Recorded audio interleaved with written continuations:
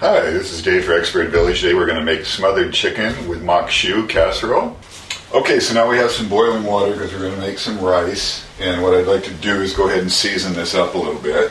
Now in this case I'm using instant rice. It only takes 5 minutes. If you want to go ahead and make your own, it takes only about 20 minutes, but it just depends how much time you have. And this is just right, I think, for going underneath our beautiful stew.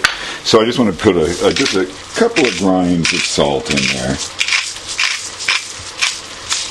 We got this to a rolling boil, as you can see. So now we want to turn it off since it's instant rice. Turn it off. We're going to add equal amounts of rice and water. So we've got one cup of water. We're going to add 1 cup of rice. We can even, since the burner is still hot, you just take this right off, move it around just to cover it, and then just put a lid on it. And this will just steam for about 5 minutes, and you're going to have some perfect rice.